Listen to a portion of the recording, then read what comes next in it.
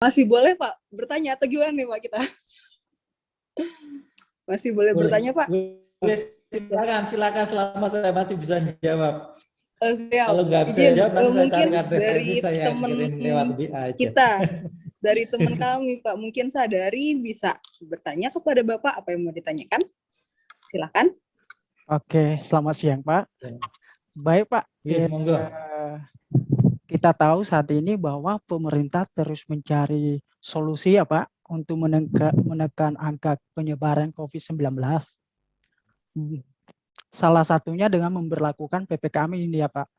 Menurut Bapak, apa saja kontribusi TNI dalam membantu pemerintah memberlakukan PPKM tersebut Pak? Itu aja Pak. Ya, oke. Terima kasih Mas Sadari atas pertanyaannya yang cukup bagus sekali. Ini berkaitan dengan PPKM. Sebetulnya PPKM ini kalau kita sebagai konsep dasar penanganan pandemi itu adalah merupakan dari intervensi non farmasi, Mbak. Mas, Mbak. Intervensi non farmasi. Intervensi non farmasi itu apa? Yang kita laksanakan adalah satu, dulu namanya kalau kita konsep adalah karantina rumah, karantina wilayah, dan PSBB. PSBB yaitu pembatasan sosial skala besar, termasuk yang sudah kita laksanakan dulu pertama itu. Nah, itu memang konsep, hanya sekarang jadi namanya jadi PPKM. Jadi konsep yang dilaksanakan oleh PPKM perantaian adalah cukup besar sekali. Kalau lihat kita mengerahkan hampir berapa pasukan yang terlibat di seluruh Kodam di seluruh Indonesia untuk membantu Pemda untuk melaksanakan PPKM ini, termasuk pengawasan di wilayah-wilayah yang dilaksanakan.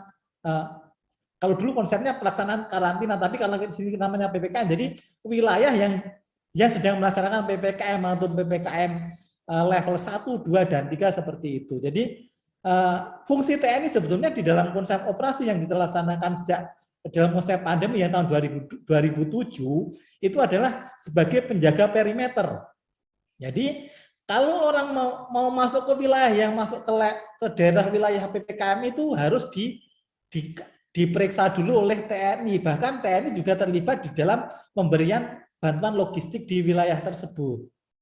Ini yang sudah kita laksanakan. Jadi orang yang sedang di wilayah zona PPKM, TNI juga yang bertugas adalah membantu keamanan, membantu kebutuhan logistik yang bisa yang diberikan kepada wilayah-wilayah PPKM tersebut. Termasuk kan kita juga ada bantuan dari Kementerian Sosial dan sebagainya. Jadi TNI juga ikut mendistribusikan hal tersebut. Kemudian selain itu di dalam wilayah PPKM ada namanya tempat isolasi terpusat. Nah, ini juga peran TNI cukup besar. Di situ kita memberikan juga bantuan-bantuan obat-obatan paket ke pasien orang-orang yang melaksanakan isolasi mandiri. Itu paket obat 1, 2, dan 3 yang kita laksanakan seperti itu. Jadi konsep yang kita laksanakan adalah di dalam PPKM adalah bagaimana masyarakat yang sedang dilaksanakan PPKM itu bisa nyaman, yang sakit segera terobati dan bisa sembuh, dan mobilitas masyarakat bisa dibatasi sehingga penularan penyakit ini tidak terus-menerus. Dan ini memang konsepnya cukup bagus sekali kalau lihat, karena kita lihat sampai sekarang, kita jujur, saya juga salut dengan Indonesia ini, penanganannya cukup bagus, karena bagaimana juga sekarang di Jawa Bali pun konsep kasusnya semakin turun. Kalau kita bandingkan Jawa Bali dulu yang hampir 600.000 kasus aktif, sekarang tinggal 13.000. Kemudian padahal di wilayah Asia Tenggara kasusnya cukup tinggi sekali. Singapura melonjak, Thailand melonjak, dan lain sebagainya. Ini Mas, jadi PPKM ini adalah merupakan salah satu viral penanganan pandemi, yaitu dari intervensi non farmasi, yaitu dengan pembatasan sosial PPKM. Jadi memang harus kita laksanakan kalau kita mau mengendalikan penyakit yang bersifat pandemi seperti ini. Dan itu adalah peran TNI cukup besar, pasukan yang dikerahkan pun cukup banyak. Itu bahkan kita dari TNI juga melibatkan asisten operasi TNI yang menggerakkan pasukan di seluruh kodam-kodam. Bahkan kita juga selalu memberikan evaluasi tiap minggu untuk perkembangan-perkembangan seperti itu. Itu ya Mas ya. Oke. Ada lagi Mas Sadari? Monggo. Oh iya Pak, terima kasih Pak. Berarti PPKM ini luar biasa efeknya ya Pak ya bagi kita seluruh Indonesia ini.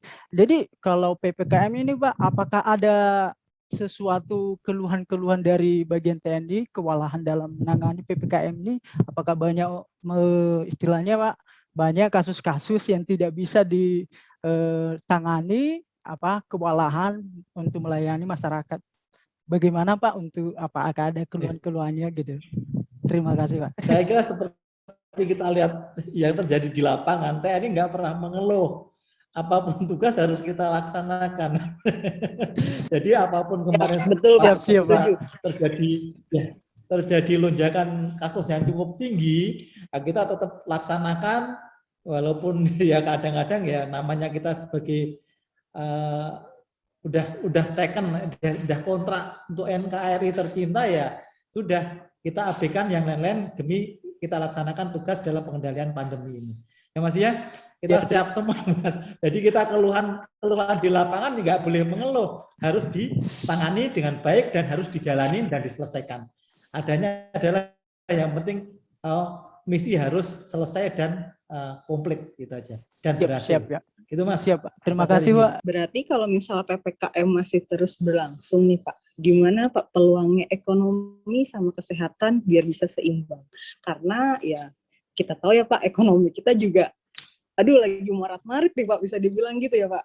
Tapi kesehatan harus tetap jadi nomor 1 sih Pak. Nah itu gimana Pak? Ya.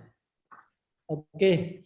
Kalau kita berbicara masalah ekonomi dan kesehatan memang harus dua sisi mata uang yang harus dijalankan secara sama-sama. Yang penting, toh juga sekarang sudah ada namanya pelonggaran-pelonggaran. Tapi yang harus kita jaga adalah kesadaran masyarakat ketika sedang beraktivitas dalam bidang ekonomi itu juga harus memperhatikan protokol kesehatan. Artinya apa? Kita harus mulai berubah menjadi kalau new normal kalau istilahnya, new normal. Jadi kalau sekarang kalau dulu orang kebiasaan nggak pakai masker ya sekarang kita harus terbiasa pakai masker kemana-mana. Jadi itu menjadi habit dari diri kita sehingga kita tidak merasa saya sedang pakai masker dan lain sebagainya. Itu adalah konsep-konsep perubahan perilaku itu yang harus kita jalankan sehingga diharapkan ketika kita beraktivitas kegiatan ekonomi bisa berjalan, tapi ketika ekonomi berjalan kita tidak tertular oleh COVID ini. Itu gimana caranya yang harus kita atur bersama sehingga pemasukan ada tapi kita tidak tertular penyakit itu Mbak. Itu harus yang harus kita pikirkan bersama itu makanya konsep new normal itu harus kita laksanakan toh juga nanti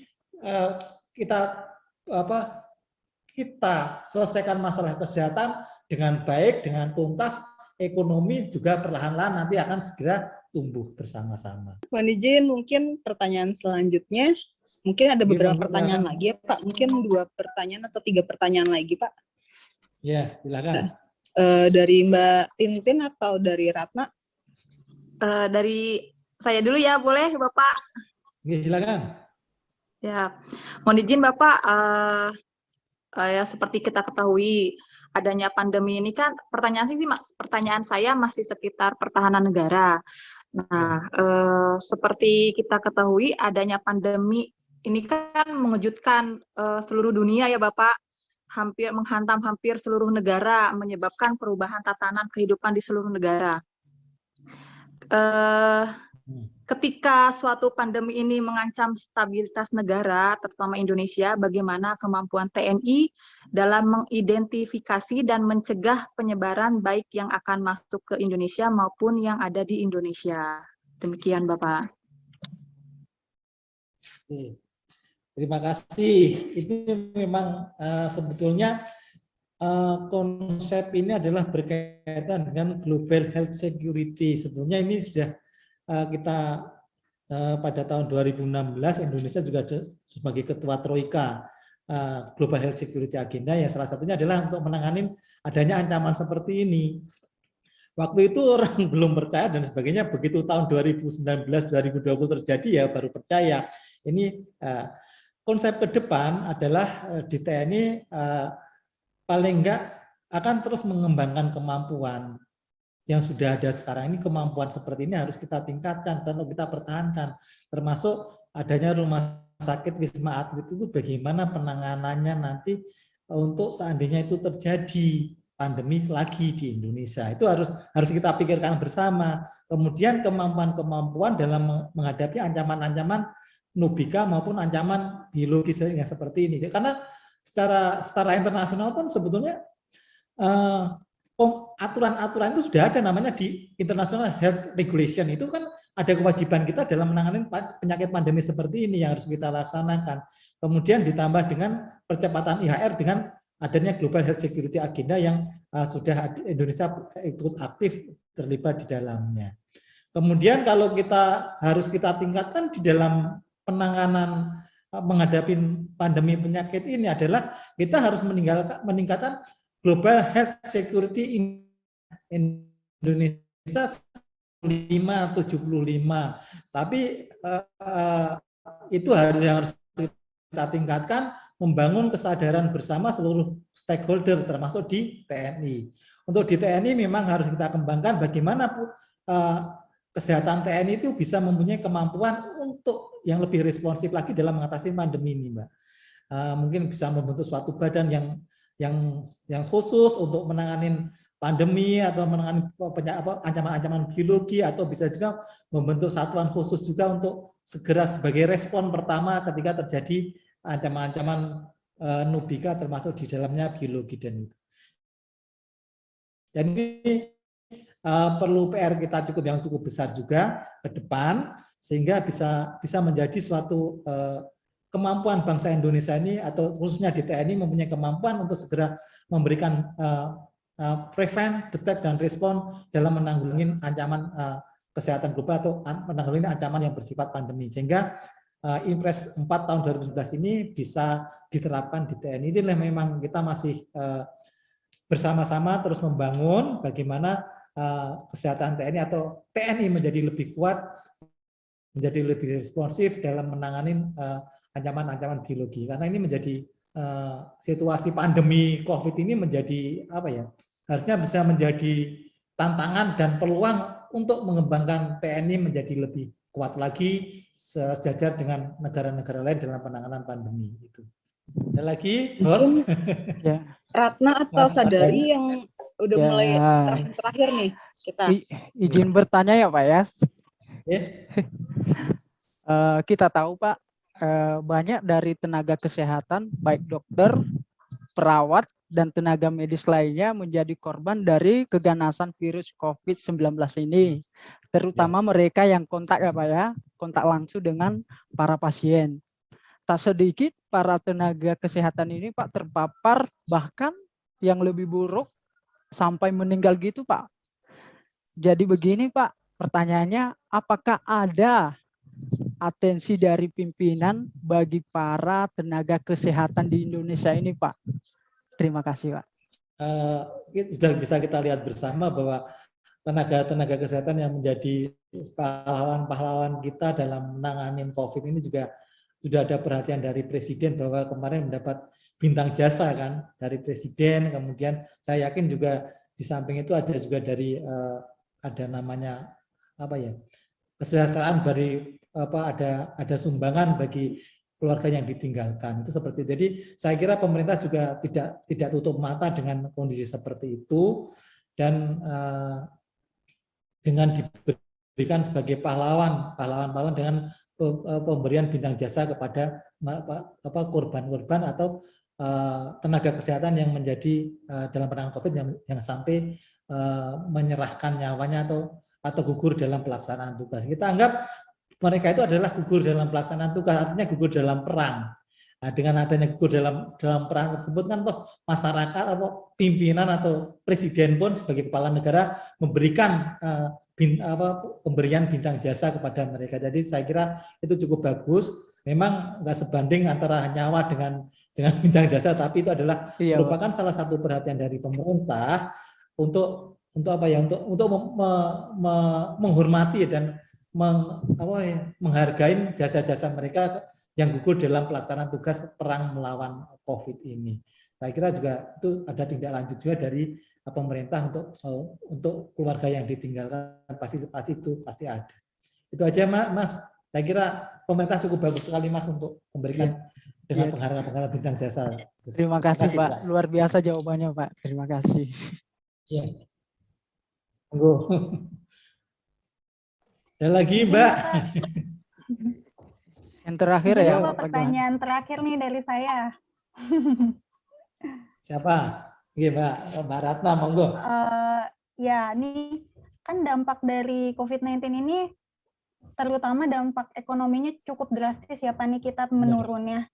Nah, apakah ada bantuan dari TNI untuk pemerintah, masyarakat untuk membantu pertumbuhan ekonomi ini Pak? Ini PR yang cukup bagus, pertanyaan yang bagus tapi sulit jawabnya. Karena bagaimana juga di dalam memberikan bantuan-bantuan ini, TNI juga melalui satuan teritorial diberi beban juga oleh pemerintah untuk memberikan kepada masyarakat usaha ekonomi lemah, ekonomi menengah ke bawah yang memerlukan bantuan. Ini ada juga program yang dilaksanakan oleh TNI. Ini dilaksanakan oleh staf teritorial TNI. Itu membantu kepada masyarakat yang misalnya pengusaha warung yang belum dapat bantuan, itu didata oleh TNI melalui Babinsa dan lain sebagainya. Nanti disalurkan bantuan kepada mereka. Itu yang bantuan dari bukan bantuannya dari TNI, tapi TNI membantu itu anggarannya dari pemerintah. TNI membantu untuk menyalurkan kepada sasaran orang-orang yang memang betul membutuhkan, terutama kelompok ekonomi, usaha-usaha ekonomi kecil dan menengah yang memerlukan bantuan. Itu ada program yang dilaksanakan oleh TNI seperti itu. Sebenarnya tidak hanya TNI, tapi Polri juga mempunyai kegiatan seperti itu untuk membantu masyarakat yang terkena dampak COVID ini bisa tetap melaksanakan usaha sehingga ekonomi tetap berjalan bagi masukan-masukan bagi mereka untuk sehingga tetap eksis dalam untuk bertahan hidup di dalam situasi pandemi. Itu ya Mbak ya. Ada Mbak program yang dibantu oleh staf teritorial Mbak. Oke, baik Ada Bapak. lagi Mbak? Sekali. Terima kasih Bapak. Oke, Ya, mungkin Mbak. pertanyaan terakhir ya Pak. Ya, mungkin Sadari mau nanya terakhir nih buat Bapak. Oh ya, ya Pak, ini Karena mungkin udah masuk sesi waktu terakhir jam ya Pak ya. kantor juga. Ini memasuki pertanyaan terakhir Pak ya. Apa pesan dan harapan Bapak untuk Indonesia dengan kondisi seperti sekarang ini Pak? Itu aja. Oke.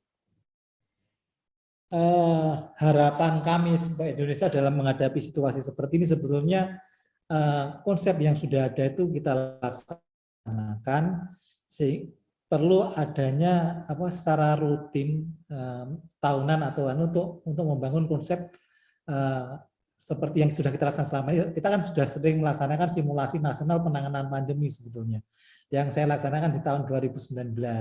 Ini bisa kita laksanakan dengan keterlibatan seluruh stakeholder, tidak hanya TNI dan Departemen Kemenkes, tapi Pemda dan sebagainya ikut terlibat di dalamnya. Jadi konsep ini bisa kita laksanakan, bisa kita bangun suatu badan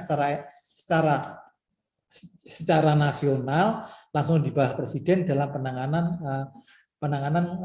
ketahanan kesehatan nasional. Ini bisa kita bangun seperti itu ke depannya sehingga ketika terjadi hal-hal seperti ini paling enggak bisa secara rutin bisa memonitor bagaimana pencapaian global health index Indonesia dalam menghadapi ancaman-ancaman kesehatan global seperti ini. Jadi bisa kita minimalisir dan kita antisipasi sedini mungkin.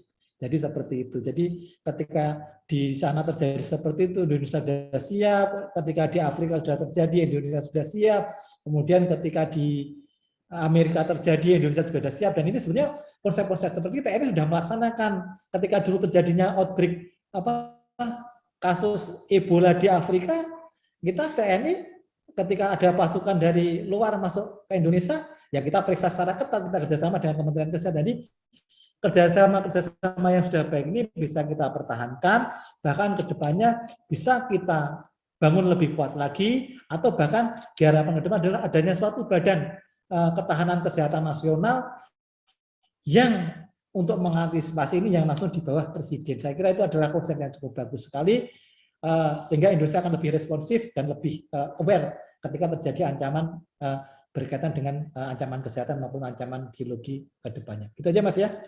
Iya Pak, terima kasih banyak Pak, jawabannya luar biasa Pak, sampai dari awal hingga sampai sekarang. Terima kasih banyak Pak, kami kembalikan kepada Kak Rica Amalia. Silakan Kak. Ya, oke. Alhamdulillah ya Pak Laslo, izin kami sudah dapat banyak banget ilmu, wawasan dari Bapak. Kami mohon maaf Pak kalau selama wawancara ini berlangsung masih ada kata-kata yang mungkin Bapak kurang berkenan dari kami, terus kami banyak nanya Pak jatuhnya. Tapi itu sebenarnya untuk bekal kami juga sih Pak. Dan semoga segala ilmu yang Bapak berikan, segala wawasan yang Bapak berikan kepada kami dapat bermanfaat untuk kami ke depan.